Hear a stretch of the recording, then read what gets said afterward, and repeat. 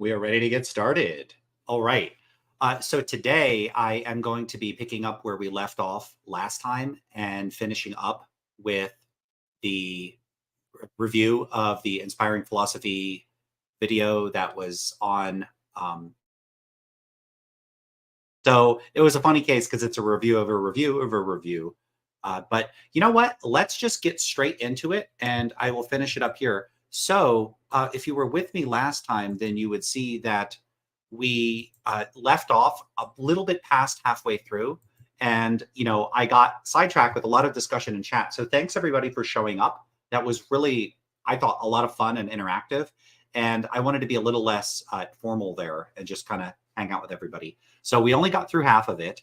So why don't we just continue with it and hopefully we could get it finished up. And then as people show up, then, I'll have more to say to people. Okay. So I don't see anyone in the chat right now really that's commenting that could test the sound. So hopefully the sound will be okay. I think I have the same sound settings as yesterday. So let's see. Let's just see how things go. Act as if a theory of time is true. Like I cannot act as if like I'm all in these different blocks of time spread out across my entire life and just go. I have to live my life as if a theory of time is true. There's moral subjectivists, there's moral anti-realists out there, but they still live as if morality is objective because we can't. That's just our intuition, even if you reject it. Same with. Yeah, so just to pick up, just to recap a little bit on this point, just because I started it at this point, apparently, I think I was a little bit past this. So Michael Jones is making this claim that we live as if certain philosophical positions are true, like a theory of time, moral realism, and presumably as if free will is true.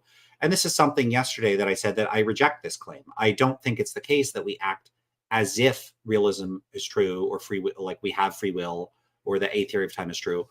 In the case of, a case I'm most familiar with, realism, I don't think that anti-realists in practice and in almost any practical circumstance would act any differently than a realist. Because a person's behavior comes down to their attitudes, their normative moral standards, that sort of thing. It just really doesn't have to do with their meta ethics. When it comes to free will, I don't believe that people have free will. Now, I still go about making decisions. I think some actions are praiseworthy, some actions are blameworthy. I think that there are actions that should be against the law. So, I think people should be punished for doing certain sorts of things, that we should applaud people that perform certain sorts of actions. Yet, I think, I suspect that some type of deterministic account is probably true. I don't really think that's very relevant to free will, but I think it's probably true. So if someone thinks that determinism is inconsistent with free will, well, hey, I think it's probably true. And yet it doesn't seem to really influence my behavior in any substantive sort of way. Maybe, one of the implications of it is that, like, I'm less inclined to favor retributive views of punishment, but, big deal. It's not like I think that we have to let everybody out of prison or that you can't ever praise or blame anybody. It's that one possible rationale for punishing people. Like, you should punish someone when, of their free will, they commit actions that you consider to be wrong. Okay, well, I don't think that's a reason to punish people because I don't think people have free will.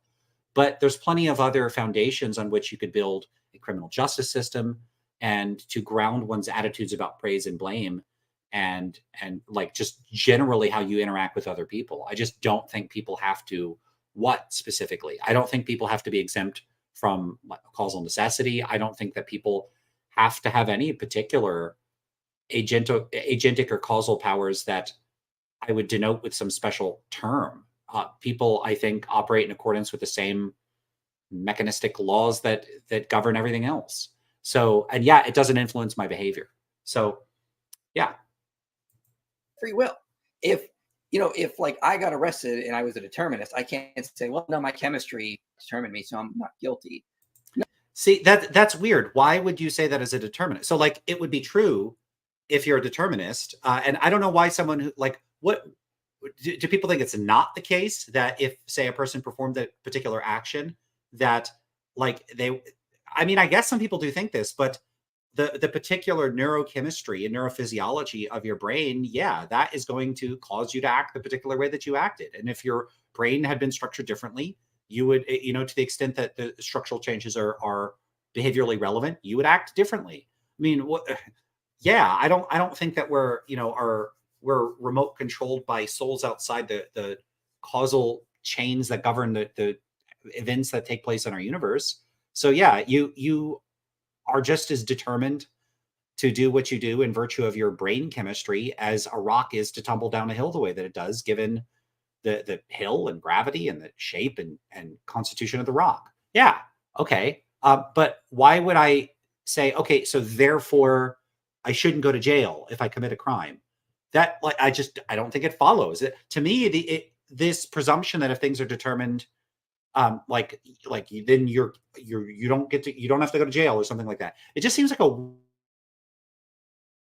like why would that follow? To me, it's about as weird as saying, hey, there's all these facts about chemistry and like how heat works and like that govern how we cook food. And so if a person prepares you food, like the food, like you can't dislike or dislike the food. Like your reaction is going to be your reaction given the causal factors that led the food to being the way that it is. And it's the same way with my attitude towards people given their actions. Like, okay, so if a person does a thing, like they intentionally go around harming people for fun. Okay, well, I don't like that. So I don't want them to do that. And I want them to be prevented from doing that if possible. And if we can't prevent them from doing that, then some type of punishment is in order. Hopefully a punishment that would, cause the person to not do that again and maybe discourage other people from doing the same sort of thing. And if you can't do that, then prevent the person from doing it. Maybe, so there's all sorts of reasons why you would punish people that it doesn't require the notion that they deserve to be punished. You just don't need that to have a sort of practical rationale for treating people particular sorts of ways. And facts about like neurophysiology and brain chemistry, just who cares? Why is that relevant? No, the way our society is going to work and the way I'm going to act is if I am the one who is responsible for that. So even if you philosophically reject some of these conclusions, we still are going to intuit and act that certain way because that's the intuitions we build off. So perhaps the confusion comes a bit with the common repeated refrain, I intuitively know a particular thing, which can be legitimate, I think, but you're using you're defining intuition in a way that is, I think, maybe different slightly from how Paul thinks of it. Paul is thinking of, I think, when someone is saying they intuit something, it seems to me that what he's saying is, this is the way it really strongly seems to me. And he's saying it seems to me otherwise. Whereas you're saying, look, however you function, however you have to live, seems like it reflects the intuitive nature that you're experiencing. Yeah. So the determinist. I should say this, if this is what Michael Jones is suggesting, that we determine what people's intuitions are by observing their actions, that at the very least, and this isn't to say that this is a bad characterization of intuitions, but at the very least, it's pretty idiosyncratic. This is not typically how I think most philosophers would characterize intuitions. Again, that is not to say that if this is what is being asserted here, that necessarily makes it a mistake. What I would also say is that there is terminology from, like this notion of revealed preferences. So you could look at what people actually do rather than what they say that they value. You look at what they actually do. So say people say, oh yeah, I prefer to buy lots of vegetables when I go grocery shopping. And then you look at their actual like data, statistical data on what people buy. And you see, yeah, people buy a bunch of beer and Coca-Cola and potato chips. That shows people's revealed preferences. That's what people really prefer. And it would be reasonable in those cases to say that there is some meaningful sense in which people actually prefer, assuming you have this data, potato chips and Coca-Cola and beer, right? So if you are using revealed preferences, what people do, if it decisively favors one particular characterization over another, that's perfectly good evidence about what those people really prefer or think or feel or whatever. And so if it were the case that you went out and you looked at people's actions, and for the most part, people acted as if one philosophical theory were true and as if another philosophical theory were not true, that actually would be good evidence. In fact, that'd be fantastic evidence. I think it'd be quite a bit better evidence than what they would say if you asked them. So if you went around asking people, hey, do you think you have free will? And they're like, no. And then they acted in a way where it really seemed specifically, like distinctively, like they treated themselves and others as having free will. I would actually take that latter sort of evidence to be quite a bit stronger than the former bit of evidence. One caveat, though, is there would be a difference between a person's sort of explicit commitment to a theory, like what they think is the case, and then how the person acts, those could be reflected in different mental states. It's not like the person that says, hey, I think X is true, and then they act as if not X is true, as if the story is simply they're wrong that they think X is true. Actually, they think not X. The story would be more complicated than that, because the person can sincerely believe that they think that X is true, and there might be some actions consistent with that. Like if you here would be one behavior. If you said you don't really believe that, you actually believe this other thing. The kind of thing that would be consistent with them actually believing X would be, yes, I do. I really do believe X, and like getting angry with you. That's the kind of thing you would say if you believe X. Now imagine you consciously don't believe it and you act as if it's not true, right? So like, I don't believe Santa Claus exists. And if someone says, hey, do you believe Santa Claus exists? I would say, no. And they're like, oh, yes, you do. I go, no, I don't. And I don't do anything that would suggest that I do think Santa Claus exists. And so there you'd have a certain degree of consistency. But people can be inconsistent in interesting sorts of ways. A person might say, yeah, I really, really believe this. And then like someone might say, look, absolutely sure that I'm going to go to an awesome afterlife, so I don't fear death at all. And then if you like took the person up to like a tall building or something, you'd see them getting nervous and you're like, what are you afraid of? And then that gets into the idea of an A-leaf. So there's certain sorts of, there's this distinction you can make between a B-leaf, like something it's like a conscious commitment to some propositional claim being true. And then there's A-leafs. So there's certain sorts of like automatic dispositional ways that we might be disposed to act, that we have little voluntary control over, that are consistent with us acting as if in certain respects, another sort of thing would be true. So for instance, I don't really like heights very much. So if you put me like in a really tall building and had me walk out on like a glass bridge or something, I might like, and you could actually show me like the data, like hundreds of people cross the bridge every day. It's super duper safe, all that stuff.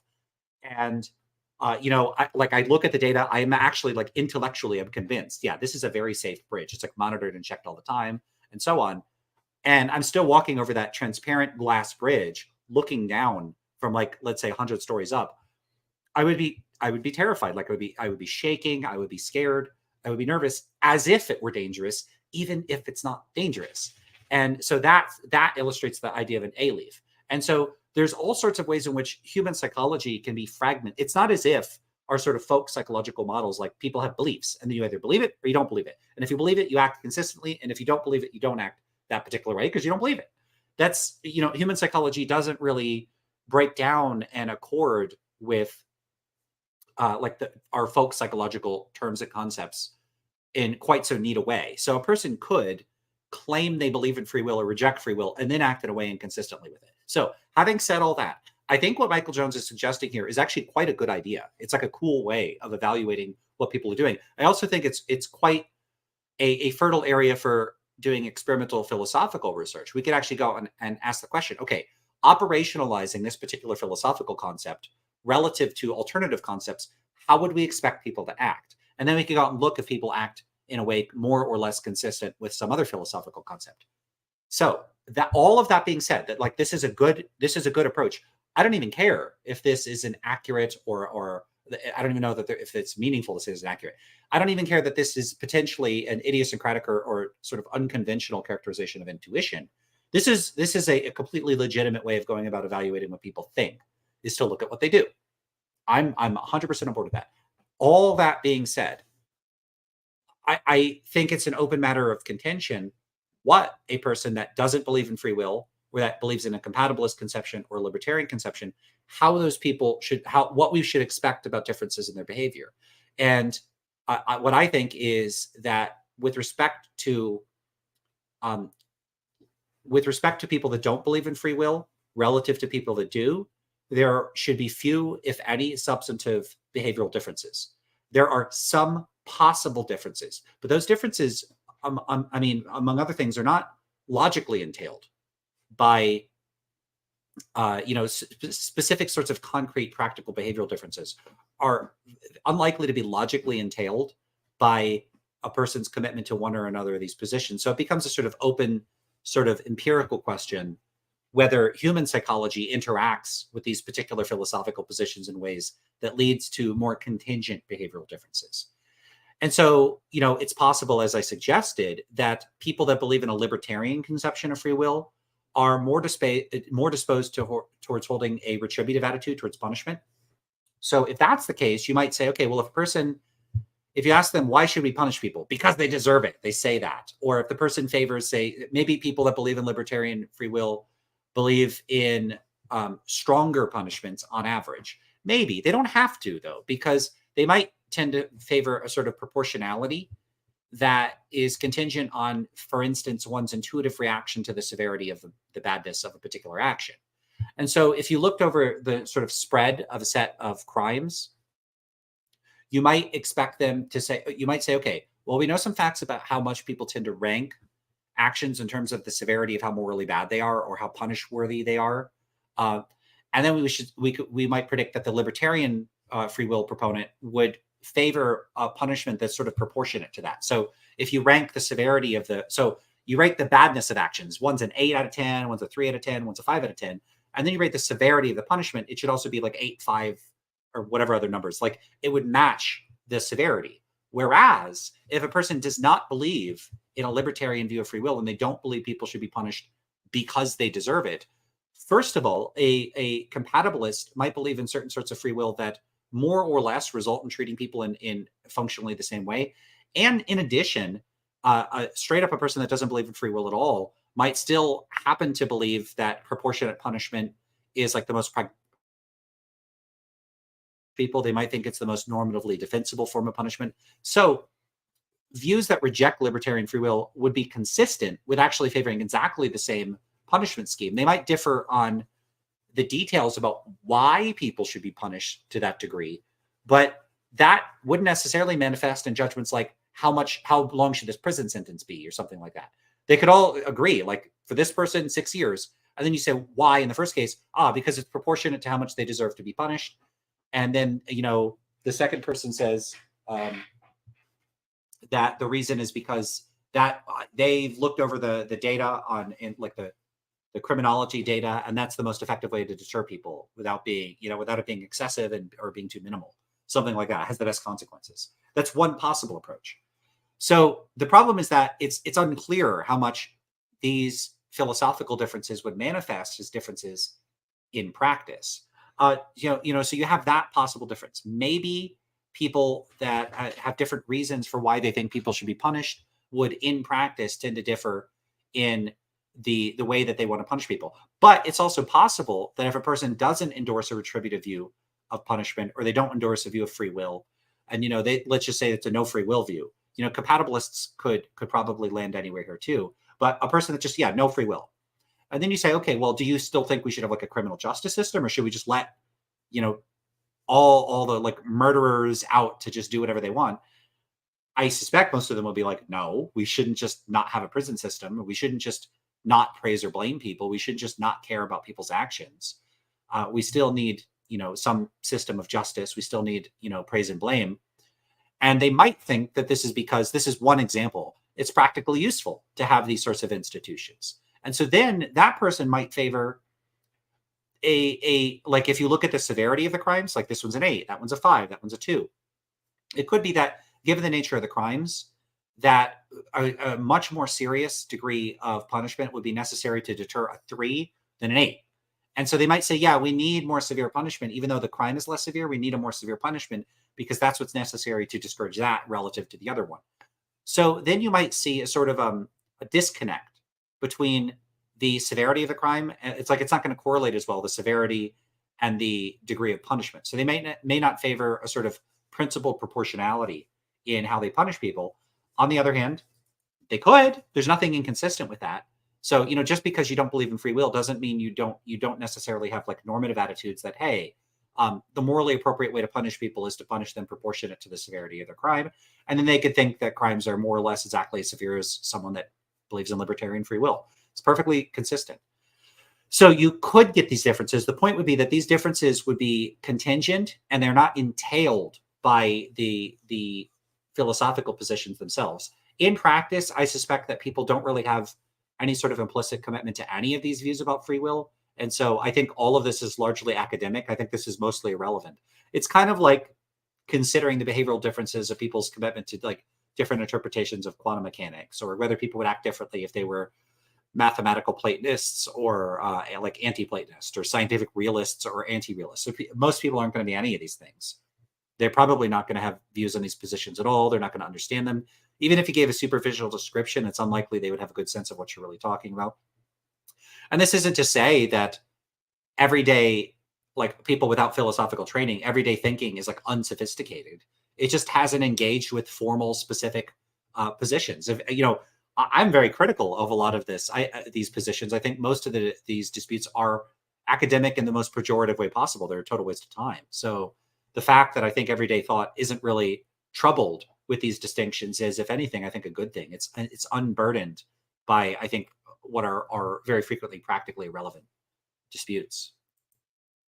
The determinist likes chocolate ice cream and vanilla ice cream, but when he walks into the ice cream store, he functions as though he's a libertine. as if he's going to make a choice, and he's not going to go through whatever. See, that's strange. The determinist functions as if they're going to make a choice. Determinism is not the view that people don't make choices. That's just not what determinism is.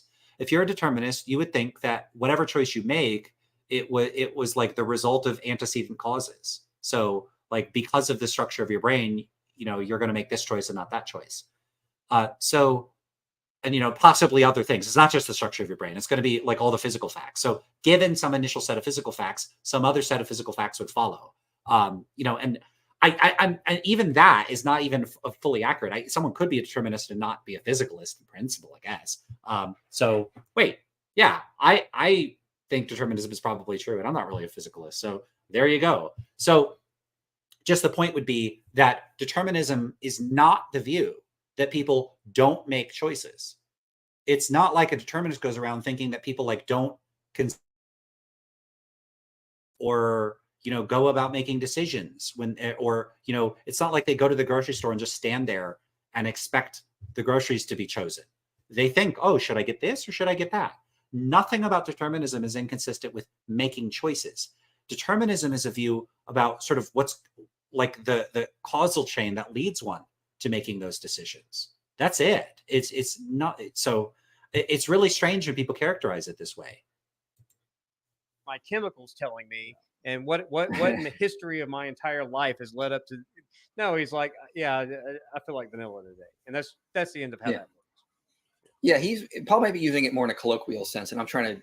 When I talk about intuitions, I'm typically using it in a more philosophically rigorous sense. Yeah. All right, let's keep trucking. Skeptic has presented enough evidence that free will is an error. I think we do have free will, and the fact that we are conscious beings means we are self-aware. We're able to think and process information, unlike non-sentient things out there. So sentience has absolutely nothing to do with free will. I mean, they may seem yes, it does. tangentially connected. You probably need to have sentience in order to have free will if you believe in free will. But the fact that we are conscious, the fact that other creatures have levels of consciousness, again, doesn't mean that they have a libertarian free will where the inputs could produce different results. So I would disagree there. I'd follow the philosopher Roderick Chisholm, who says we must not say that every event involved in the act is caused by some other event. We must not say that the act is something that is not caused at all. The possibility that remains there is this. We should say that at least one of the events that are involved in the act is caused, but not by any other event, but by something else instead. And this something else can only be the agent, the man. So he directly argues that conscious agents are different than non-sentient processes. We're not random, we're not determined. We are conscious, and consciousness is unlike anything else in existence. And so you can't judge it like you would judge non-sentient processes. And he argues one of the foundational aspects of consciousness is the ability to determine their own choices, to bring in different influences, inputs, and be the final decider of these things. So I think sentience is, if you're a sentient conscious agent, that entails having the ability to do free will as it's properly understood. Yeah, I mean, that works for me. Jonathan, any thoughts? Today I'm off. Your phone? I'm off. Your phone? I'm off today. Yes. I'm beholding the glory of IP. Don't have much to say about what's going on here. Go back and keep this party rolling. No, again, non sequitur. think it's just natural that conscious beings have free will. And I argue from my intuition on that. If I'm wrong, the skeptic needs to show me why my intuition is wrong. It's not my job to show that my intuition is true, technically speaking. They need to show. Again, I don't think that's correct. That's a whole burden of proof shift. If I'm Here, he's saying it's the burden of proof. Yeah, I have a problem with that because if I'm just operating on my daily life on my intuitions, and you want to tell me that my intuitions are wrong, it's not a shift of burden. I'm happy thinking I have free will and deciding. You came along and ruined my day with this determinism. Right. You better present your case. Yeah. It's not. Oh, it's my job. This is a little weird. This is, so you have this idea of phenomenal conservatism, and the idea very roughly is, hey, if things seem a certain way to you, you are justified in believing that they are that way in the absence of defeaters. And so what this is intended to do is to provide a person with justification for those beliefs, conditional on the absence of being presented with defeaters. So it's a little strange when people try to make these burden shift moves. Like here, the implication seems to be that other people are supposed to show them that they're wrong. But like, okay, if something seems a certain way to you, and then it doesn't seem that way to me, we're in symmetrically, we're in symmetrical epistemic positions. Neither of us has any particular burden under those circumstances. I would be justified. Like, let's say it seems to you that X, and it seems to me that not X. You're justified in thinking X. I'm justified in not thinking X, assuming that we're going to go with this sort of phenomenal conservatism framework. Both of us are, all else being equally justified. And so nobody has any particular burden here, like independent of their conversational goals and what they want to do. So I don't necessarily think they're wrong here. Like if I go around thinking, yeah, it seems like I have free will, and someone comes along and says, no, you don't. I'm not all that interested in saying, oh, well, that, I wouldn't say, oh, you're challenging me. I guess I have. I'd be very interested in that. So I might ask them, okay, well, if you don't think that I do, why? But it's not like there's a fact of the matter that it's their job to show me that I don't have free will. There's no fact of the matter about who's got what job here. That's just not how conversations work. There isn't some fact of the matter about who has the burden of proof. So that's one point. The other point is just that this kind of justification that they're talking about is private. It doesn't advance the discourse beyond simply saying, hey, I get to have my belief. Fine. Okay. Let's say you do. Now what? Like, don't we want to figure out what's true? Like, imagine a bunch of scientists got together, to argue about what scientific theory was correct.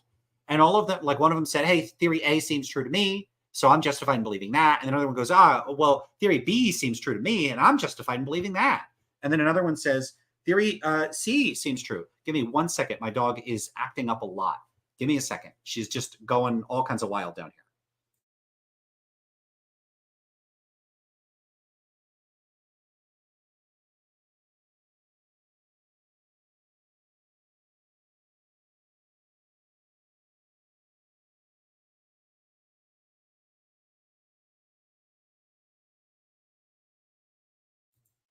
All right, I will be back in a minute.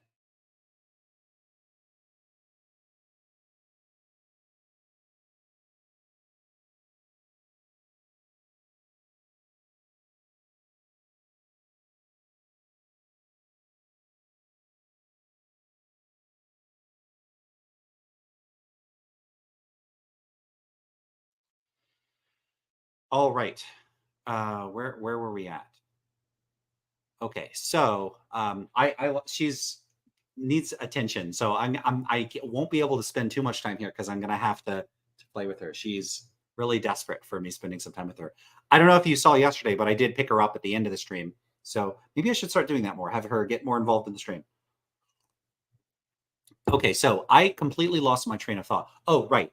So yeah, so I was giving this example of scientists. So if you had all these scientists talking about competing theories, like theory A, theory B, and they all just said, I'm justified in believing B, and the other one says, I'm justified in believing C. Okay, now what? So everyone's justified in believing their respective theories.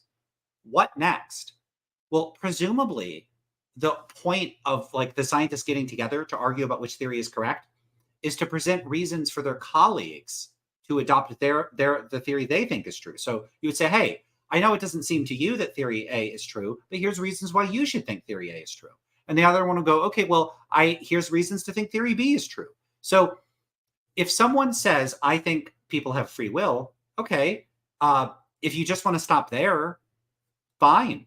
But if you want me to believe that people have free will, and I don't already believe it, it's going to take a bit more than that. And it's up to you whether you want to make a case for it or not.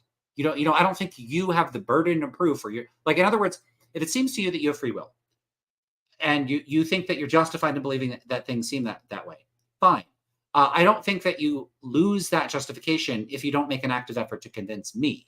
So I don't think the justification for your belief is contingent on you at least offering me good reasons to believe it. Nah, you can have your private reasons. Let's say, this is an example I give a whole lot of times, but like you're in the woods, you encounter Bigfoot, you spend a whole lot of time with Bigfoot, you'd be totally justified in believing Bigfoot is real.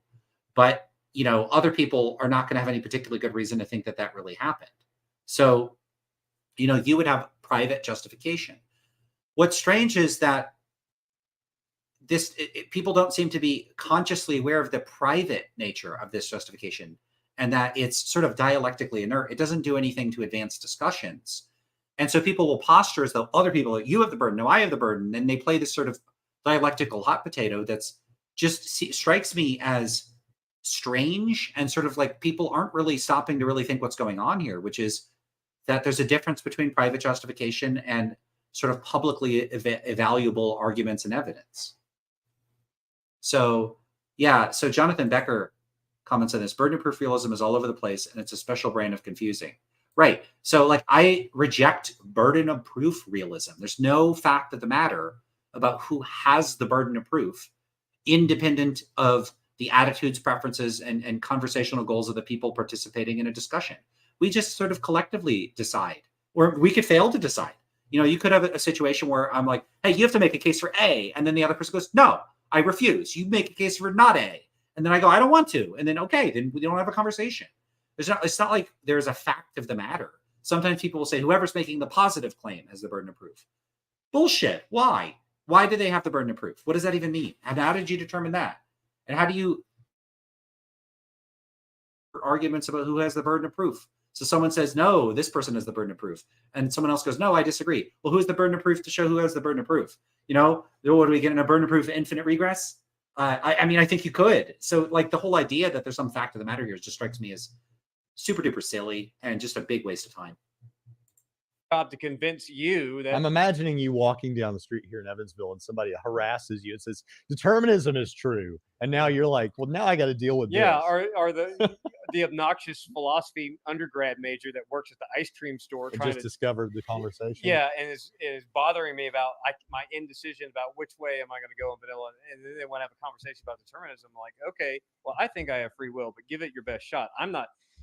For him to come back and say, no, you proved to me that you have free will, that you can, libertarianly choose the vanilla over the no, buddy, just give me the ice cream, or, Yeah, good point. Tell us about the book, IP. So Thomas Nagel is not talking about free will. He's talking about logic and skeptics of logic in here. He's got a pretty good quote. He says, claims to the effect that a type of judgment expresses a local point of view are inherently objective intent. They suggest a picture of true sources of the judgment, which places them in an unconditional context. The judgment of relativity and conditional cannot be applied to the judgment of relativity itself. To put it more bluntly, everything is subjective must be nonsense, for it would itself have to be either subjective or objective. And then he goes on to argue, look, if you want to argue that everything is subjective, you're assuming that there are objective truths. The burden is on you to sort of get rid of this intuition we have, because you're assuming it in your attack on objectivity. What? I have to listen to that again. To borrow, that sounded really, Yeah, good point. Tell us about the book. Let's hear this again. IP. So Thomas Nagel is not talking about free will. He's talking about logic and skeptics of logic in here. He's got a pretty good quote. He says, claims to the effect that a type of judgment expresses a local point of view are inherently objective intent. They suggest a picture of true sources of the judgment, which places them in an unconditional context. The judgment of relativity and conditional cannot be applied to the judgment of relativity itself. To put it more bluntly, everything is subjective must be nonsense, for it would itself have to be either subjective or objective. And then he goes on to argue, look, if you want to argue. I don't have enough context to evaluate that. I will note, though, he said this is about logic. So, is he talking about classical logic and like someone being skeptical of classical logic? Because didn't he, in a recent discussion, reject classical logic? That's not to say that Michael Jones, is like a logic relativist or something like that. It could just be that there's some non-classical logic or logics that Michael is sympathetic to. But yeah, this looks like some sort of excerpt or snippet that I just don't have enough context to evaluate. Sounds like something I would take issue with, but I would want to see the passage in context and think about it a bit before evaluating it. Argue that everything is subjective. You're assuming that there are objective truths. The burden is on you to sort of get rid of this intuition we have. Yeah, that's a strange one. The burden of proof is on you. Did he say the burden of proof is on you to get rid of the intuition that we have? If you want to argue that everything is subjective, you're assuming that there are objective truths. The burden is on you to sort of get rid of this intuition we have, because you're that's possibly not the most careful way to phrase things. I assume by get rid of the intuition, it's not like cause people to stop having the intuition, but cause people to conclude that things are, that like the truth runs contrary to what the intuition would suggest is true. But why is the burden of proof on you? So is it like our intuition? Is it again the presumption that everybody shares the same intuition? Or it would itself have to be either subjective or objective. And then he goes on to argue, look, if you want to argue that everything is subjective, you're assuming that there are objective truths. The burden is on you to sort of get rid of this intuition we have, because you're assuming it. Yeah, we have. Who is we? Is we including the person that's raising this objection or not? If it's not including the person, why do I? So if you have an intuition, you have the intuition that A is true, and I have the intuition that A is false. It doesn't seem like we stand in a symmetric relation. I don't have any special burden to show that that A is false is correct and that A is true isn't true. Like, no, nobody has any special burden here. In your attack on objectivity. So to borrow from him, he's basically pointing out the same principles we see in epistemic particularism, which is the philosophy that if the skeptic is going to come and attack something, the burden is on the skeptic to show the intuition on it is wrong, because they're the one. Yeah, that's strange. I don't accept that the burden is on the skeptic. Why is the burden on the skeptic? Okay, it's like the skeptic of what? How do we decide which, is the burden on the skeptic of the earth is flat to show that that's true? Like that it's not the case that the earth is flat. I very much doubt it, so again, though, it's not that I think that there's a fact of the matter. It's just that it's not like given some claim permeating fact that we all know this is the default position. So the default position is that the earth is round, it's not flat. And so if someone comes along and is skeptical that the earth is round, therefore the burden is on that person to show that the earth isn't round. I don't actually think that. It might sound like that's a reasonable position to take, and that might be like the social position I would take. So if someone sincerely thought the earth isn't round, I would be like, look, I'm not really interested in you denying that the earth is round, but if you really want to make a case for it, feel free. And then I might entertain that. But I don't think it's like a fact that in virtue of the fact that the rest of us are epistemically situated in such a way where we have really good reasons for thinking that the earth isn't flat, that person should somehow be compelled by our epistemic stances and the states we're in, that they now somehow, as some sort of fact of the matter, have the burden to show otherwise. So if they're skeptical, they have the burden.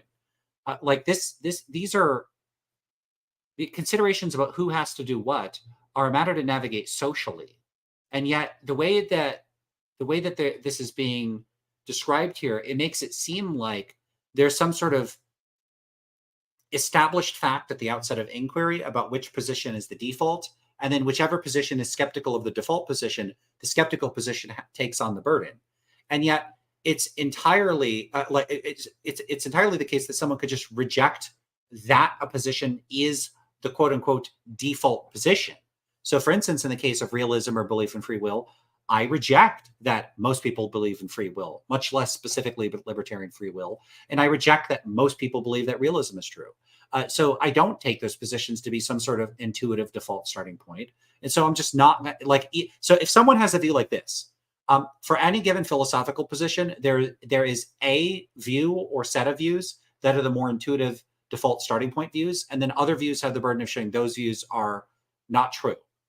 That seems to be roughly what's being expressed here. And someone could just say, I don't agree with that framework. I reject the framework. And I think people can and should reject that framework. I don't endorse it. One making the claim that goes against our intuition on this. They have to show it is wrong. It's not us to prove what we already intuit to be true, or already have as our starting point. The skeptic has to do it with logic, free will, and you could determinism, sure, but they have to do it with moral realism. All these things. It's not on us to do this, and this is one of the things Nagel lays out in his book in regards to logic. Yeah, so in all of these cases, it's a kind of appeal to there is a presumption in favor of this particular view. And this is something people can challenge. We could challenge whether there is a presumption in favor of the view. There is a paper by Neil Sinclair. What is it called? It's like Facts, Values, and Presumptions, something like that, that challenges whether there's a presumption in favor of moral realism. And one could make similar, like analogous sorts of arguments for rejecting claims that there's a presumption in favor of other philosophical views. So yeah, I think that this framework is a misguided one, and I don't accept it at all. Well, and in addition to that, you said you don't actually exactly argue it this way, but I like to take some of Swinburne and some of Craig here. And in Craig's moral argument, take it or leave it, but the second premise, that objective moral values and duties do exist, in defense of that premise, what he will do is sometimes he will say something like, listen, and this is where the Swinburne type reasoning comes in. Look, if I have an intuition that seems to me almost impossible to deny, not that it is impossible, but almost impossible to deny, then it seems like any argument that is brought, the premises in that argument will be less convincing to me than the immediate experience I have of, say, morality. And it's not that can't be overcome, but it's just to point out the strength of this. Yeah, so the strength of it with respect to who? So like, it's not like there's a uniform degree to which it's not, this is like a subjective thing, like how confident you are, how much it seems like realism is true to you. There's not just this like uniform thing where it seems equally like it's almost impossible that for it to be not to be false, that's just uniformly, that's how everybody thinks about it. It's not how I think about it at all. So it kind of sounds like this. It sounds like someone saying, hey, I have a super duper duper duper mega ultra to the max strong prior in favor of moral realism. Like when I start out thinking about philosophical issues, my prior in moral realism, like the probability that realism is true, is 0.99999999999. Okay, so if you want to present arguments against realism, that's fine. But at the okay, so like, are you telling me a psychological fact about, okay, you're functionally incorrigible in the face of arguments to the contrary? Like, so what? Okay, so you can't change your mind readily. Like, it would take some sort of implausible science fiction scenario for you to stop believing realism is true. So, okay, why should I care about that? Because that's not the position I'm in. That's not my prior on how likely it is to be true. My prior, if anything, is the sort of inverse of that. It's like 0.000000000, lots of zeros. And then there's a one at the end somewhere. So it's going to be something like that. If I can even assign a probability, if it's even intelligible and it's capable of sort of carrying a probability of being true. So, again, there's this presumption that their intuitions have some sort of special priority, that like realism seems true. Not realism seems true to me, or realism seems true to us, like the people in this room. Like if the three of them all said, like, hey, if I ask, how likely is it, do you think realism is true? 0.999. How about you? 0.999. How about you? 0.99. That doesn't tell me much of anything. Like I can make statistical inferences based on like facts about human psychology about what other people's priors would be unrealism being true, but those would be like statistical inferences. They're not like logical entailments. So it's going to be an empirical question what other people think. And it's not like everybody has to think the same thing or does think the same thing. They very much do not. I don't think that way. So if someone else happens to be super duper confident that something is true, like they have a very strong intuition, so what? I don't particularly care how strong their intuitions are. If I don't share those intuitions, so what? This just doesn't matter very much. I wouldn't say it's completely irrelevant. I would take the fact that people have a strong intuition that something is true as some evidence that it's true.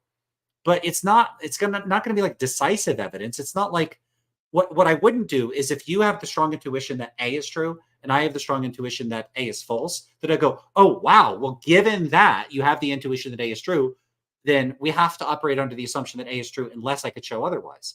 Because that's treating your intuitions as having some sort of special priority and treating mine as just what, irrelevant, so much less important that you don't even consider them. It's almost as if it doesn't occur to them that some people might not have realist or free will intuitions, or they might say, they might say, I'm not going to attribute this to them, but someone could say, but that's like, there's fewer of you. Okay, well, that matters a bit, but how much does it matter? How much? So what if there's 20% of us? What about 3%?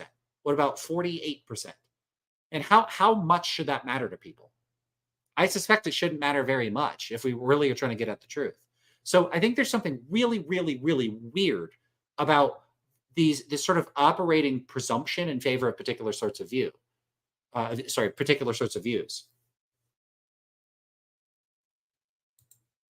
And I presented it that way with respect to free will in my debate with Matt Dillahunty and maybe with Dan Barker. And I think that it makes some sense. Look, boots on the ground. If I'm a person who is who claims to experience this free will and intuits it very strongly, if we're talking about convincing me, then you're going to need to give me an argument that is more powerful in terms of convincing someone of things than my own immediate access to it.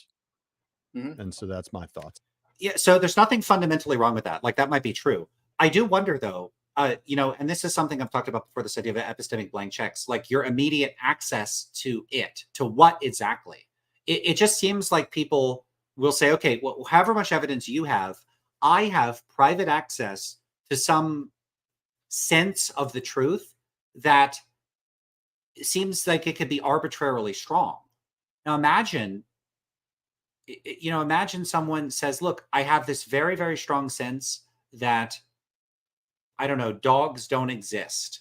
And they're just really convinced of that. You show them dogs, you describe dogs to them, you explain, you could ask them a bunch of questions, like you show them a dog and they're like, there's nothing there. And like the dog bites them and they're like, I don't know what happened. I got scratched by nothing. I don't know. Strange. Like you could say, okay, well, everybody else thinks that there's dogs. We have good evidence of dogs. Like, what about all these depictions of dogs? What about this, like the fossil record? You could just keep like, here's dog DNA. You could just keep keeping the evidence on that person. And it could turn out that the person, like, just imagine there's something quirky in their brain, like scientists did something in their brain to make specifically their belief that dogs exist like impossible, like they just can't believe it. A person could be that way, but like, that's just going to be a psychological fact about that person. Are we to imagine that you can have an arbitrarily high degree of private evidence that something is true or not true, and that it's not just that our intuitions are reliable, are sort of like truth calibrated to where one's degree. So like, someone could present all this evidence. You can assign sort of convincingness points to it. Someone presents you with a dog that's, 100 points in favor that dogs exist. They present you with photos of dogs, dog DNA. They bring in dog specialists, like just all the dog evidence, dog, right?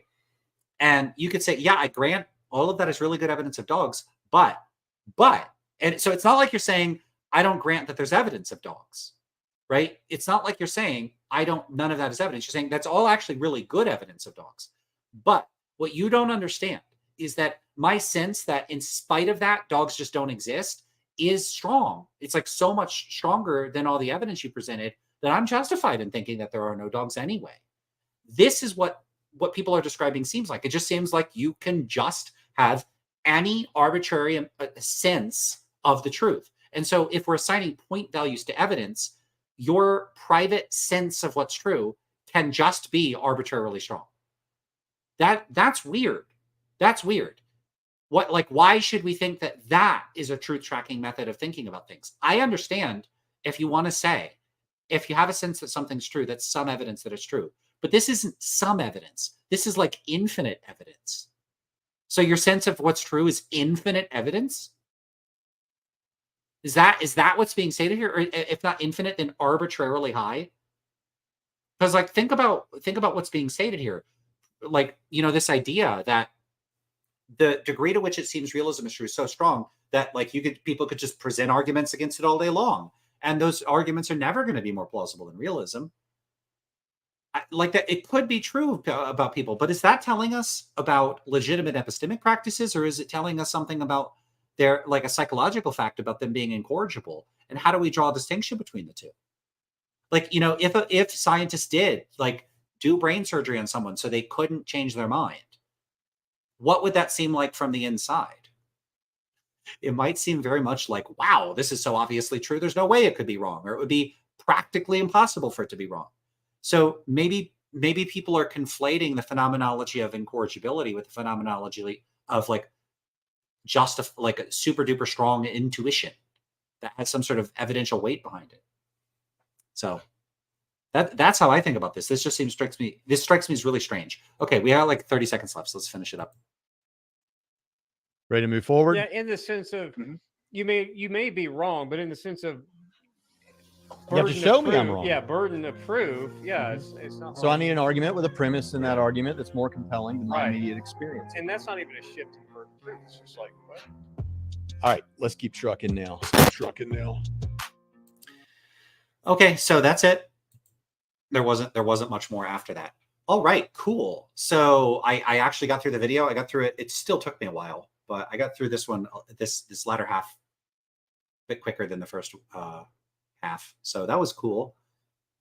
What I can do is I could try to find another video and start reviewing that, or I could just talk to people. Yesterday I was probably spent two hours talking to people at the chat. I don't know. All right, let's see what kind of comments we got. We got Patrick here. Hey, Patrick says, hey, besties. Oh, and we got Pop says, late to the party, just got back from taking the kids out for Halloween. Yeah, so maybe my dog is a bit agitated because of like the Halloween, like trick-or-treaters, and she was barking earlier as people going by. So I don't know. Let's see what else we got here.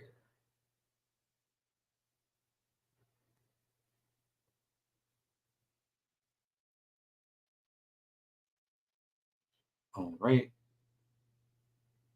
So Patrick says, I disagree that someone else intuiting something is some evidence. I often know others are wrong. The intuition have to be plausible to me. Yeah, not in my case. So I'm totally fine with saying that it's some minimal degree of evidence. Like the fact that anyone believes anything, I take to be some evidence that it's true.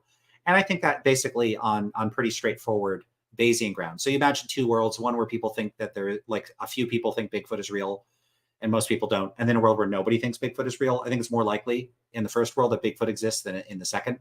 That's just because a world in which Bigfoot exists, I think it's more likely to be a world in which some people think that there's Bigfoot than a world in which no people think there's Bigfoot. So I'm going to take that to be some evidence. It's not very good evidence. So I don't think Bigfoot exists, but it's not nothing. It's just that it's so there's a difference between no evidence and negligible evidence. And in this case, or you could say marginal evidence. So this, yeah, I mean, in the case of Bigfoot, I take the evidence to be negligible. Like it's so minimal, the fact that people claim to have seen Bigfoot, that it doesn't really count for much, but it's not nothing. All right. So there says happy candy day. So yeah, I'm not dressed up for Halloween. I didn't do anything. Nothing exciting going on today. Oh, well.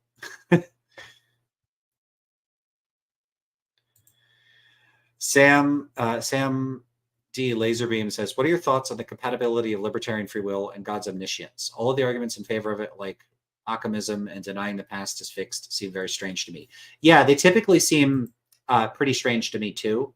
I don't really study philosophy of religion, so I'm not quite as familiar with all the, I'm sure that there's more nuanced and sophisticated responses that people that do specialize could give, but that's always struck me as, I don't see how those could go together. It seems like a problem to me, but maybe someone could finesse the two in a way that would make sense.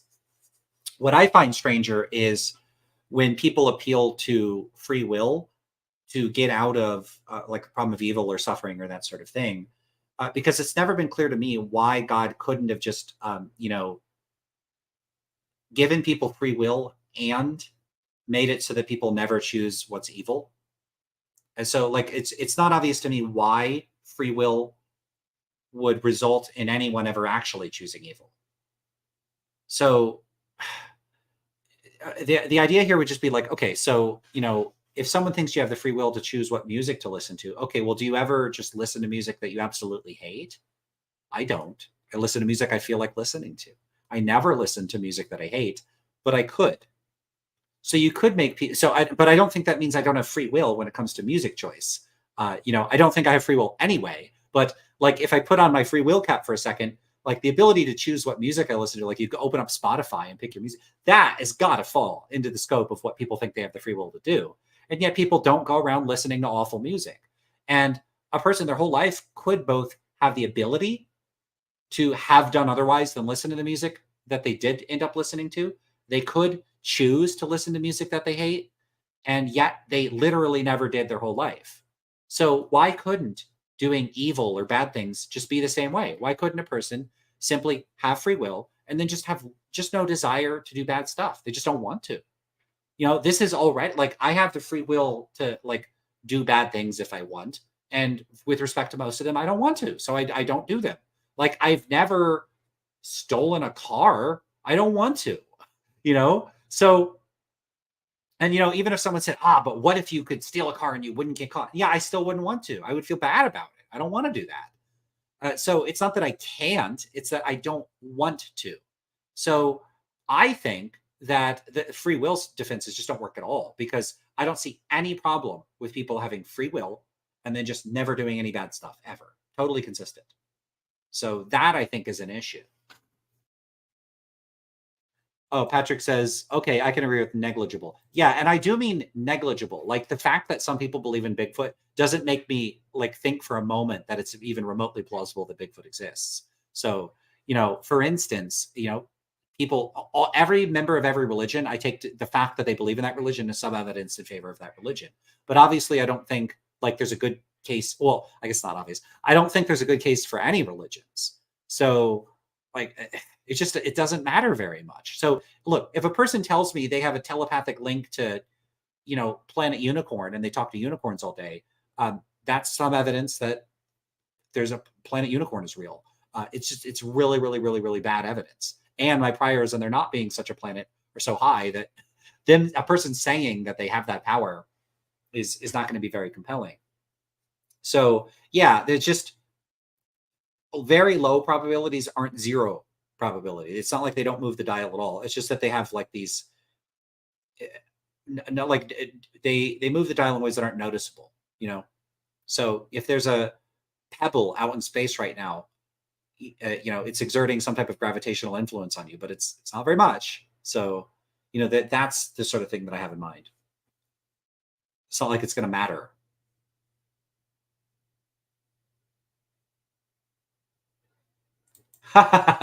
Can more people click the like button? Yeah, you should do that. And you should subscribe to this channel. Get me to 1,000 subscribers.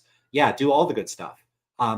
Yeah, I should mention that there is a blog post that is associated with this. So let me, it was still sharing. Let me pull that up so you could check that out. Oh, I already have it up. Cool.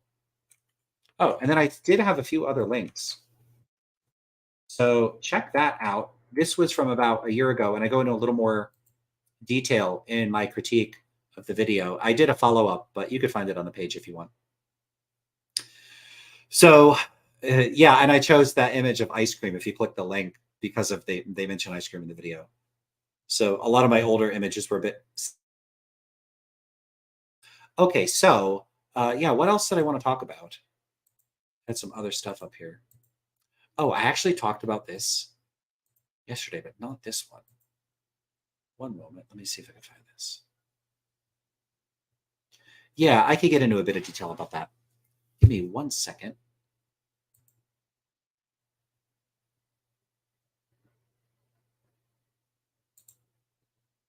Is that going to share properly? Nah, it's not. Okay. Yeah, I got a bunch of... I'm trying to see if I could find the manipulation that they used in this particular free will study to basically show you how terrible it is. And I'm not sure if I'm going to be able to find it.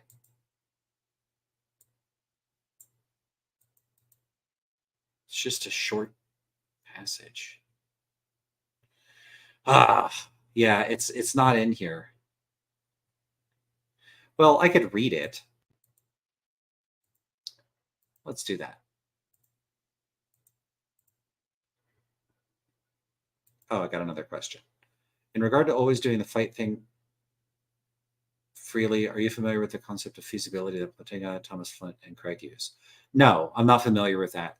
So you're welcome to say a little bit about that in the chat. Is there a way to set this up so that when the comments pop up, that they don't pop up in the middle of my face? Because I tend to be kind of lower in the camera. What if I... Does that work? No, that doesn't work. I'm clicking on some of the options here for setting up. Yeah, most of the options on StreamYard seem to be set up for like if you have multiple people. Otherwise, I take up the whole screen. I don't know. Okay. So some of the stuff that I'm going to be talking about in future videos, I don't have another video lined up. So I think what do you think? Do you like me doing these reviews? I know that I this time I actually reviewed the video, like the previous time I went on a million tangents. But if you like me doing these for me are a bit more engaging, and otherwise I just have to just stare straight at the camera and just keep talking. They give me kind of something to do. I guess that's why a lot of people that stream like play video games or they talk to people, that sort of thing. And it's hard for me to reliably pop into a stream and just have guests on right away and get people in here talking to me. I haven't done that in a while. There's this little period of time where I had, that one point where I had like 5 people in here. So yeah, it makes sense. So I think reviewing more videos might be the way that I go. So I'll find some more videos on free will. I don't know. That seems to be the theme. If anyone hasn't seen, Robert Sapolsky has a new book out on determinism and free will and has been making the rounds on a lot of channels. So maybe I should invite Sapolsky on. I'll have to pick up the book and read it. I'll probably do the audio version. I'm like 96% sure that it's available. So that would be cool to get, someone high profile on the channel and have a conversation with them about this stuff, just to take a break from so much metaethics stuff. I know it came up in the video, like metaethics and moral realism, but, hopefully we stayed mostly on track. Okay, so Jonathan says, selecting a few clips from the video because the same issues tend to pop up within the same video. Yeah, you're right. There's a bit of redundancy there. So that's definitely true. It takes time to go through a video and curate the sections, but I can do that. When Danny did that with the Trent Horn and Destiny talk, I thought that worked really well. So I think you're right. I think that's what I could do. I could find a video, watch the video, flag key points, and then when I take everybody through that, when I put it up here, I could say, okay, here's this point, here's this point, here's this point. There is something to be said, though, for doing a candid reaction, and then I wouldn't be able to do that for a candid reaction. The only way to do it candid and have timestamps is if someone else preps the timestamps, like Danny did. And I thought that worked exceptionally well, but then I would need another person there to do that. So that's probably going to be, I can't consistently do that all the time. It's not like I don't have like an employee that could work with me or a coworker or something. So I got to do it myself. So it would have to not be candid, although it would make it more concise. And I wouldn't listen to long tracks of videos where like there's nothing for me to respond to. So yeah, that's probably the way to go, is to find video. Well, I already have a big archive of videos. So there's a huge just list of videos. I could do another Inspiring Philosophy metaethics video because Michael Jones has like a whole series, but maybe we should get off the Michael Jones stuff for a bit and focus on some other videos. So if people do have videos on pretty much anything that you think it would be interesting for me to cover, do leave them. You could put them in the chat now, or you could leave a comment on this video or email me, whatever way you want to get in touch, and let me know. But I think reviewing videos is going to be a sort of a bread and butter type of content that I could do on here. And yeah, I can listen through them first and get timestamps for points where I think it would make sense to jump, because I don't want real time sitting there 5 minutes, 5 or 10 minute stretches, not having anything to respond to. In fact, I should say, this did already happen where someone said, hey, I put together a set of clips for you to review. And then there was just so much in there that I didn't really feel inclined to respond to, that I let them know, like, no, this would have to be a bit more edited.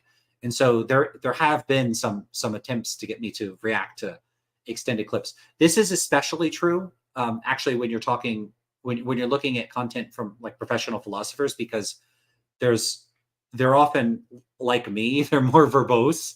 So there's often a whole bunch of sat up or throat clearing that I have nothing to say about. Oh, right. Oh, we got some more people commenting here. So yeah, Jonathan, I agree with you. And I think that's what I'll end up doing. We have Jason says, yo, hey, how's it going? And yeah, so welcome. I'm glad to see some of the same people returning. Moxie C as well. How you doing? Yeah, I saw the whole Sapolsky humor debate. I honestly was a little disappointed with both of them. So Sapolsky, I thought, just didn't really seem to me to make much of a case for determinism there. It wasn't like, here's the case, bam, bam, bam. So I wanted to see more of that. It was a little more, I don't want to say casual, but more sort of, it wasn't like formal debate style, which I guess is good, but it also, like, I was left thinking, why should I think this is correct? Like, I pretty much, I don't even entirely disagree with the position, but I wanted to see more. And then the Humer's response, I thought, I don't know what was going on, but it seemed like Humer was presenting it like an objection that I thought maybe too simplistic. Like I felt like it was jumping over a lot of things I would want to dig into. But in both cases, it might be that the two of them were going for making something that would be more accessible. Like, it's not like they were having a 30-minute opening exchanges between one another at like a philosophy conference where you would expect, a greater degree of jargon and detail and stuff like that. So yeah, the sort of opening remarks there, I thought were a little frustrating for me, but overall, I thought it was an okay discussion. What did you think?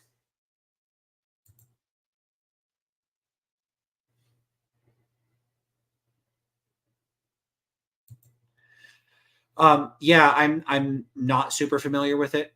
So free will isn't something that I really study very much. So it's a little interesting that I'm covering it.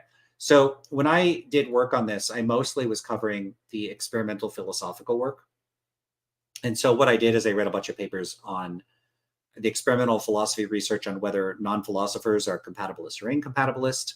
And then I looked at stuff like the correlational experimental data on the behavioral consequences and correlates associated with belief in free will among the general population. And so a big focus for me was on methodological problems with that research. And part of that, it has to do with operationalization. So that requires some degree of familiarity and knowledge of, so I guess you could say, sort of standard or conventional characterizations of free will, but nothing super duper detailed. So it just kind of just falls outside the scope of stuff that I've really dug into. But it's the sort of stuff where I'm familiar enough that if someone said, oh, this is what the view is, I wouldn't be like, what are you talking about? I have no idea. Whereas that would be true in a lot of other areas of philosophy where, I don't know, philosophy of time or something. It's just going to be so much further outside my wheelhouse. It would be a struggle. So, yeah.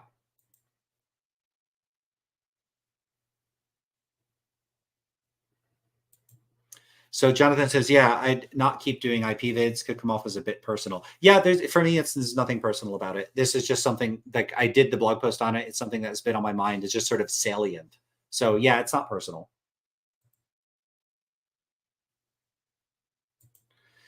Sapir says, how often asks Moxie C, how often did humor appeal to seemings? Yeah, humor made a pretty big appeal to like how things seem in that discussion. Yeah, so Sapir says that seems to be humor's default move to justify anything. Maybe so. I think what humor might say is, okay, yeah, there's nothing wrong with that though. So My issue is really just that things don't seem the same way to me. So there is that. Okay, so that's all I've got for now. Oh, right. That's all I got on that stuff. I wanted to quickly cover one thing just to give you a sense of what I'm going to be covering in other videos.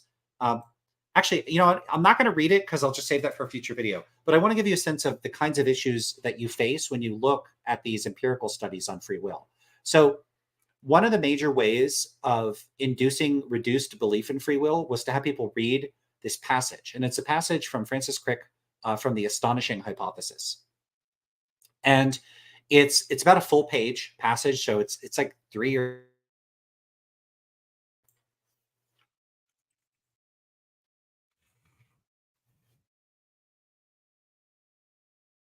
where is it? I can never find something when I want to get it. Ah, I did find it. Okay. Let's see. How long is it? Yeah, I got it here. 1, 2, 3, 4, 5, 6, 7 paragraphs. And yeah, it takes up one full page without double space, like in a pretty normal font margins. So it's a full page, right? And so what participants in these studies, what these studies are supposed to show is that if you take people who typically the presumption is believe in free will, and you do some type of manipulation, it's just technical term in psychology for making some change in the participants' psychology or induce some behavioral change or whatever. You have some manipulation in your experimental group, and then you compare it to some control group or control groups or other groups or whatever. You do that manipulation, and then you're supposed to get some difference between the groups, right? And that difference shows a change that was induced by the manipulation that you used. So you do something, and then that causes a change in behavior, and then that allows you to determine the causal effects of the thing that you did. Okay, so that's what these manipulations are supposed to be about. The goal is to say, okay, now if we take 2 groups of people and we cause one group of people to have reduced belief in free will relative to the other group, and then we look at behavioral differences between the group, what that will do is it will tell us, okay, what happens if you cause someone to have less belief in free will? Does that cause any changes in their behavior? And the idea behind these studies is, yes, it causes people to act in a morally worse way. They're more likely to say lie, cheat, or steal, for instance. So it causes immoral behavior to reduce belief in free will. That's the rough idea. And what these studies do, and there's a few other paradigms, but one of the big paradigms that was used was to read this passage from The Astonishing Hypothesis from Francis Crick. Now, the problem is that passage, what would you want out of a good passage? Well, what you would not want is a passage that changes a bunch of things other than your belief in free will. You wouldn't want a passage that says stuff like God doesn't exist, or reductionism is true, or evolutionary accounts are true, that sort of thing. Because now you're manipulating other stuff. Like you wouldn't want to say to the participant, hey, we evaluated you in terms of your, likability, and we determined that nobody likes you, because then you would make the person angry or sad. And then that could change their behavior. So if a person acts immoral because you made them angry, then you would have to say, okay, well, an anger inducement causes people to behave immorally. It's not reduced belief in free will. So what you need is a manipulation that is free of confounds. You want to only manipulate their belief in free will and not manipulate anything else. Now, the question is, does the passage from Crick achieve this? I don't know, but I suspect probably not. So I'll give you the first couple short paragraphs from this. Your joys and your sorrows, your memories and your ambitions, your sense of personal identity and free will are in fact no more than the behavior of a vast assembly of nerve cells and their associated molecules. Who you are is nothing but a pack of neurons. Most religions hold that some kind of spirit exists that persists after one's bodily death, and to some degree embodies the essence of that human being. Religions may not have all the same beliefs, but they do have a broad agreement that people have souls. And then it goes on to challenge that view. So is this a manipulation of belief in free will? Yeah, it does indicate like people don't have free will, but it's also critiquing religion. It's saying you don't have a soul. It's saying you don't have personal identity. It's giving you this hyper-reductionist account that's saying you're just neurons. So it's not just manipulating belief in free will. It's manipulating, or at least could plausibly manipulate, a whole bunch of other beliefs. And so if you cause someone to believe they don't have free will, they don't have any persistence in or like personal identity, that God doesn't exist, that they don't have a soul, that reductionist accounts of humans are true. And then you look at their behavior, which one of those factors or some combination of those factors or interaction of the factors is influencing their behavior? Who knows? So, I read like the first like 3 sentences of this, and it's just riddled with confounds. This is just mega super duper confounded. This would be like if you wanted to test, does this particular medication work? And so you give the person just a cocktail of like 20 medications, and then you see a difference and you go, see, the medication works. Well, it could be that it was the first medication and the 8th medication, or the 3rd medication and the 10th medication, or some interaction between the medications. So it could be the 3rd, the 8th, and the 11th medication. When you take all 3 of them, it has this particular. So you have no idea. So, in terms of experimental design, this is bad experimental design. This is a bad experiment. I'm not saying, there's some problems with it. This is bad. And how did this,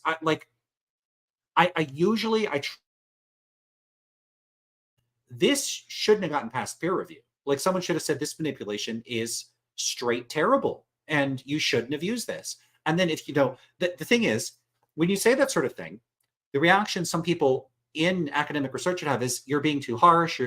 Look, I'm not trying to be harsh here. This is a bad manipulation. They could have used a better manipulation, and they do use a better manipulation in some of the other studies. This one's no good. And you'll see when I show you the whole passage that it's just full of confounds. And so, even this, you could say, but you could use a manipulation check, right? So you have people read the passage, and then you compare 2 groups, right? One group reads this passage, one group reads the control passage. And then you ask those groups, like, how much do you think you have free will? 1, not at all, 10, a whole lot. And the group that reads this, they get like a 4. And then the group that reads the other passage, the control, is like a 6, right? Or 7. Then you can say, okay, well, it did cause a reduction in free will. Okay, is that good enough to show that this is a legitimate manipulation, like a good manipulation?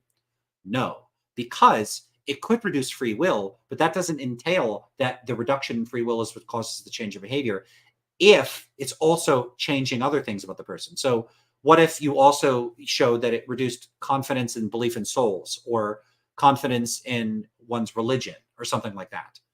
And then let's say I read another study where I just had a passage that says you don't have a soul and religions aren't true. And then you get the exact same behavioral difference as you do in this study. So, okay, was it the change in religious belief or belief in souls, or was it the reduction in belief in free will?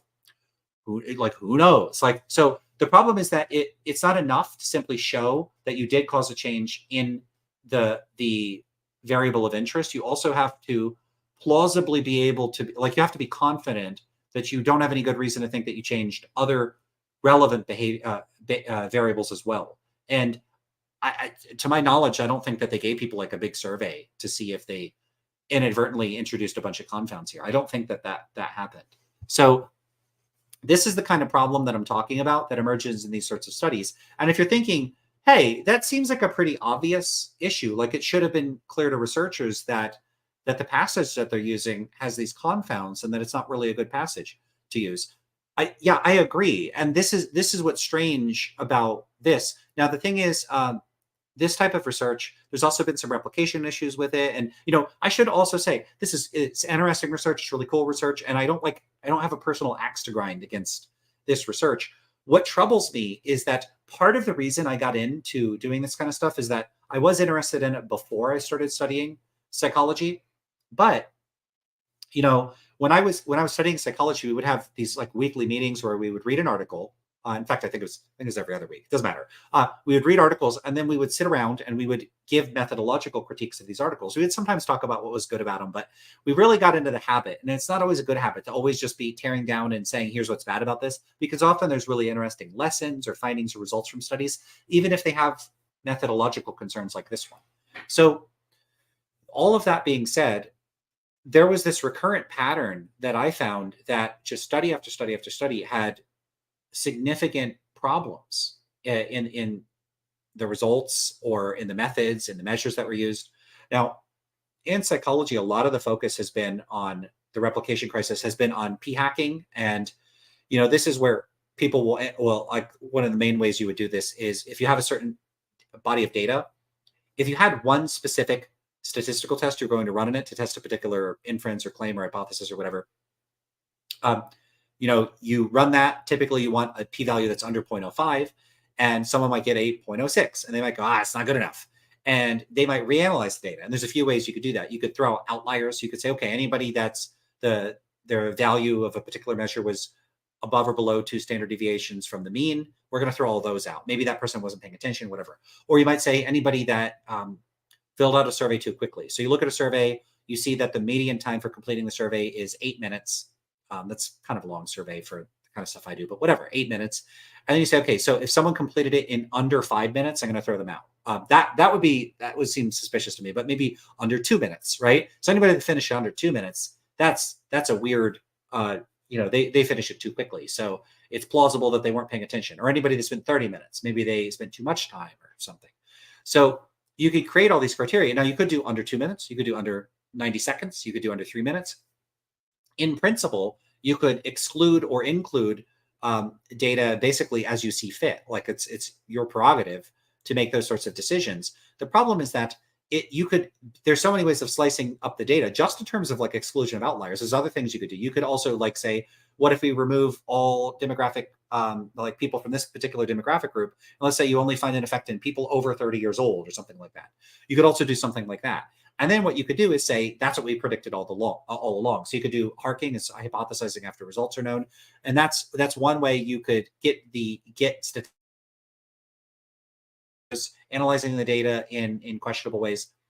Now, often what will happen is that, in principle, there's nothing actually wrong with analyzing the data in 50 different ways. It's just that when you do that, you inflate your chance of getting a false positive.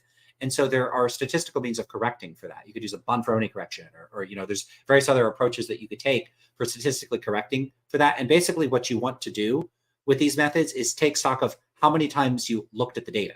So if you did 10 different analyses, then your statistical correction will take stock of the fact that you did 10 analyses, and that's going to lower the sort of the p-value you're going to want to hit in order to say that you had a statistically significant result. Now, the problem is if I'm like at home looking at my data, I don't have to tell you I analyzed it 10 different ways. I could analyze it 10 different ways. I get a significant result in the 10th way and stop analyzing, and then report it as if that was the only analysis I did, and then not do any sort of statistical correction. And then that can inflate the rate at which you get these false positives. So a lot of the problems with research are problems of this p-hacking, and there's methods we could try to do to get around that. One thing you'll often note, by get around that, I mean to avoid p-hacking. One of the main ways that's a really effective way, although it's not perfect, is pre-registration. So basically, you will say, okay, I'm going to collect this many participants. I'm going to analyze the data in this particular way to test these hypotheses. This is how I'm going to measure it.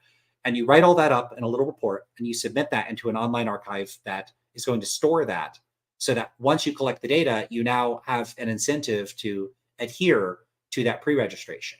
And so that could make it more challenging for someone to deviate from that. So that's one thing you could do. And then there's other things you could do to try to minimize p-hacking. Now, that has been a big focus of methodological concerns in psychology, but it's not my focus. So that's like, it's super duper important. It might be the most important thing, but there's a bigger, and then I say bigger.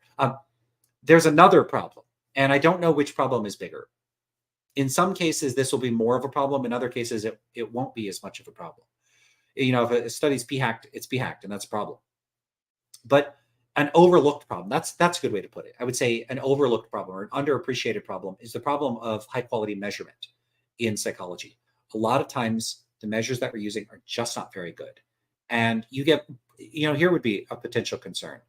If you have done the work of attempting to provide evidence of validity for a study in one population, does it follow that same measure, you could translate it into another language or bring it to another population, like a different culture, or a different, whatever, some different population. If it's valid in the population you tested in, will it be valid in that other population? Not necessarily. So you do have problems of measures that a measure that works a particular way in one population doesn't work the same way in other populations. So that's a potential concern. But then there's also and this is kind of like it's a strange problem because it might seem crude or simple, but it's a big deal. People will just have studies that lack face validity. So they'll use various sorts of measures that you just look at the measure and you're like, that does not look like a good measure of the thing in question. And that is like, it's not a statistically sophisticated problem. It doesn't have to do with p-values. It doesn't have to do with factor analysis or anything. But if someone straight up just misoperationalizes some psychological construct, like there's some target they want to measure, and then they just fail to come up with a good measure of it from the outset, it doesn't matter if what your p-value is. It doesn't matter what your correlation is. It doesn't matter if you could replicate your study. It doesn't matter if pretty much anything. Because if the measure you're using is not prompting people to be responsive to the thing it is you're trying to measure, you're not measuring it. And so it doesn't matter how, like, for instance, consistent a thermometer is if it's unresponsive to the actual temperature. If it's not like tracking the temperature, it's not a thermometer. It's not a very good thermometer. And it's the same thing with psychological measures. If you're trying to measure some latent variable, some psychological phenomena out there, and you have a measure that simply doesn't measure that variable, and yet you're presenting it as if it is, you're failing. And the problem with that is it's really insidious, because bad measures can be bad in a systematic way that's replicable. And so you could replicate the same useless measure over and over and over. So this is a lot of what I focused on in my work, which is that when philosophers transport philosophical concepts into the psychological research, so they're going to take some psychological concept, operationalize it. That means structure it in such a way where you sort of formally say, here, I'm going to like present this to people, and here's what does and doesn't count as an instance of a person accepting or endorsing or acting consistently or inconsistently with the notion that I have in mind. So you're giving sort of formal sort of success conditions or distinction criterion for condition has been met that would allow you to, say the person does believe this or they don't believe that. So that sort of thing. And the problem is that, and I said philosophers, but also psychologists do work where they draw on concepts in philosophy. The problem is that sometimes there are just significant mistakes that are made. I'm most familiar with ones in meta-ethics, but when I've looked in other areas of experimental philosophy, it's often quite common, but it's also common outside of experimental philosophy. Psychologists will just use measures that I'm not convinced that they're measuring the thing that they think they're measuring. And it turns out it's really hard to devise good, reliable tools for confirming that our measures measure what we think that they're measuring. So that's where a lot of my work comes in. And so you could see it can be pretty challenging to do this work effectively. Part of the reason for that is that when you do this kind of like, hey, did philosophers and psychologists do a good job of taking this philosophical concept, turning it into a measurable psychological variable, and then going out and measuring it, it requires knowledge in both areas of both philosophy and psychology. And when you do that, you don't have the opportunity to specialize quite as much as a person that does one or the other. And so, ideally, it would be great if I worked with philosophers who specialize in the philosophical concepts and psychologists that specialize in the measurement statistical stuff. And, I'm sort of bridging that divide, but that's not always an option. It has been on some of my collaborations. So some of my collaborators, like one is a philosopher, one's a psychologist, and it actually works out really, really well. But, I don't have as rich of a knowledge as someone that works in philosophy and specializes in like analytic free will stuff, nor am I going to have the knowledge of someone that spends all their time doing like psychological method stuff. So I have a bit of each. I wish I had the degree of expertise that specialists in those areas have. It is possible for someone to be a double specialist, and I'm not a double specialist. I'm interdisciplinary, and I do the best that I can with the tools and resources available to me. I think the best I can is good enough to note these sorts of things. A lot of this is just people that have just not turned the light on and looked, So it's just there hasn't been enough people to sit down and really look at the methods and measures used in these various studies to see what the problems are. And I don't know. I think I'm well positioned at least to do that. I'm sure if there were a team of specialists looking, they would spot a whole bunch of stuff I wouldn't spot. Okay, so that should give you a sense of what I'm going to be covering when I start covering the experimental philosophy of free will research. And there again, there's those three main areas: compatibilism, incompatibilism, correlational research, experimental research. All right. So let's see. I see a few more comments, and then I think we could wrap it up for tonight.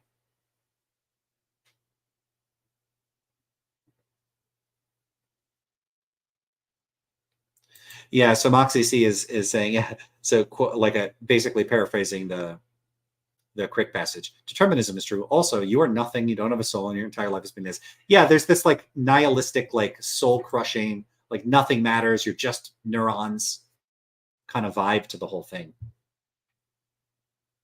Yeah, Jonathan Becker summarizes it even more concisely. Your deepest beliefs are all false. Yeah, how is that going to influence people's behavior? Is that a reduction in belief in free will? Patrick says, sometimes I see published experimental design that wouldn't get a passing mark in a first-year unit. Student did not demonstrate understanding of key concepts in experimental design. Yeah, one of the studies, you know what I should do is pull up one of my old talks that I've done in like seminars and stuff, and I could just run through those talks and just give them here. It's something I thought about doing, like redoing my dissertation defense as a video. I think would be a lot of fun. So there was this particular study, and so like the study that I mentioned with the Crick thing, there's lots of elements to the design that there's nothing fundamentally wrong with them. Like they're reasonable hypothesis, the design, like at least the Crick passage is about free will. There's this particular measure that's so bad that I felt kind of bad mentioning it. I was just like, it's these researchers that were measuring a particular, I won't get into the details, but the measure that they used just had nothing to do with what it was they were trying to measure. And it was really bizarre. And I just have to imagine like it was psychologists and only other psychologists looked at it. So when psychologists draw on concepts in philosophy, I do think it would make sense to run it by a philosopher and say, hey, is this accurate? And I think sometimes people don't do that.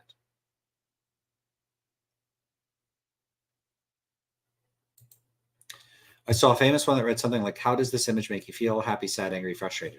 Yeah, you'll see really weird stuff. So, you know, one of the most common problems with a bad scale, and by scale, I mean like a collection, typically it's a collection of statements that you could, for instance, agree or disagree with. So it might be stuff like, imagine there was a scale about how much you like pizza. This. I like pizza. 1, strongly disagree, 7, strongly agree. And then, you know, you have all the intermediate stuff. And then like that would probably be fine. You could probably do a 1-item measure of pizza preference. But then you can ask stuff like, I frequently eat pizza, or I eat pizza as often as I can, or I love pizza, or I think pizza tastes good. You know, there's all sorts of ways that you could kind of ask something maybe very slightly different that's more or less getting at the same thing. And let's say you ask 10 questions like that, and then, you know, all of them are 1 to 7, and then you just add them up or average them. And then that will give you your sort of like how much you like pizza index. And so if your average is a 7, then you super duper love pizza. And if your average is a 1, then you absolutely hate it. And then most people are going to be somewhere in the middle, right? So 6.5 is someone that really likes pizza. A 5 is someone that likes it, but someone 3, they don't really like it that much. And then like a 1, or a 2, they really don't like pizza.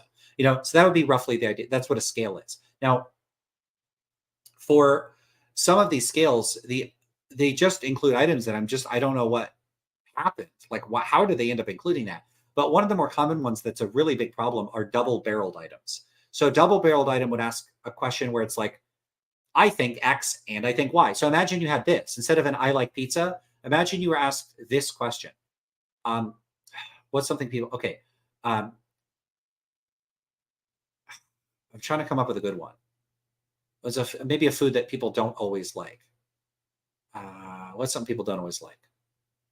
Oh, okay, here would be one. I like pizza and fish. Disagree or agree? How do you answer the question? So if you pick 7, does that mean you like pizza and fish? And if you pick 1, does that mean you don't like pizza and you don't like fish? What if you like pizza and don't like fish, which would be pretty common? And then for some people, they're going to like fish and not like pizza. You have no way of expressing that. So if you say, I like X and Y, there's just no way for a person to reasonably answer the question. You know, some people would be able to answer it, some people wouldn't. And so you don't want to have a sort of compound phrase like that. And you can make it really ridiculous, right? So you could, you know, this is one I use to illustrate just how silly this is. A square has 4 sides, and it's okay to punch people for fun. Agree or disagree? There's like, what? There's no way. So if you disagree, so you don't think squares have 4 sides? You don't know basic geometry? If you agree, so you think it's okay to punch people? Are you a terrible person? So it's not appropriate to ask double-barreled questions because there's no, like, for obvious reasons, there's an agreement or disagreement. Like if you could in principle agree with one thing and not the other, and there would be no way to express that. And yet you will see these in published scales, and quite frequently. It's profoundly strange. It's like, don't do this 101, and then they just do it anyway. And you'll see this all the time. You'll also see really, really weird questions. Like you'll see conditional questions, or you'll see questions where the measure, like agree, disagree, doesn't really match what's being stated. But you'll have stuff like, if people did this, then this would happen. And it's a little cognitively demanding to answer a question like that. Like I agree or disagree. And also sometimes there are these like pragmatic considerations. So the pragmatic considerations might be, well, if I disagree, then I'm saying that I don't think that happens. But a person might think, well, I do think that the conclusion happens, but I don't think it's like the thing it's supposed to be conditioned on is the primary cause. But a person wouldn't have a way to express that. So what a lot of people designing these studies fail to appreciate is pragmatics and connotation and implication. A lot of times what you agree or disagree to carries certain sorts of information about you as a participant that people might not want to answer. So there are all sorts of considerations that can influence how people respond. And I think that researchers designing scales are often, in some cases, just oblivious to this, or they're insufficiently attentive to it, or they don't do enough prior testing to mitigate the influence of these sorts of things. So there's all sorts of potential problems. So that's some of the stuff I'm going to be talking about in the future. I think I've said enough about that for now. All right. So I think I'll wrap it up there. Thanks, everybody, for being here. This wasn't as long as the last one. I wanted to marathon it, but I think I'm just too tired. All right. So I don't know. Maybe I'll be doing more of these. Maybe I'll be doing fewer. I also, like I said, I have some interviews and discussions with people lined up. And I have a video coming out in a couple of days. It was an interview I did on another channel where we just kind of talked about a whole bunch of stuff.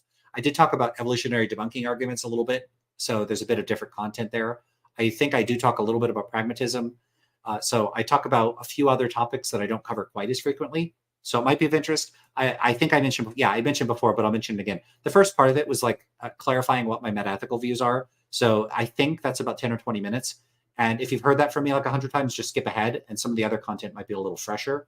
But if it's not, you'll be starting to see some fresher stuff on this channel. Cool. All right. So Halloween. And if you're listening to this later, then that's going to sound like it's no longer relevant. But yeah, today was Halloween when we recorded this. And so this is how I spent my Halloween. All right, whatever. Have a good night, everybody. So please like the video, subscribe if you're up for it. Leave a comment. I try to engage with people in the comments. If this channel gets super duper big, that's going to become like literally impossible. I just won't have the time to do it. So that's the goal. So take advantage of it while you can. And the year is wrapping up, and I'm on track to hit 1,000 people by the end of the year. So, help me out with that goal. If you like this stuff, please share the video, tell people about it, say, hey, Lance has an awesome channel. Check it out. All that stuff. Okay, that's enough self-promotion. I will see you all next time. Take care.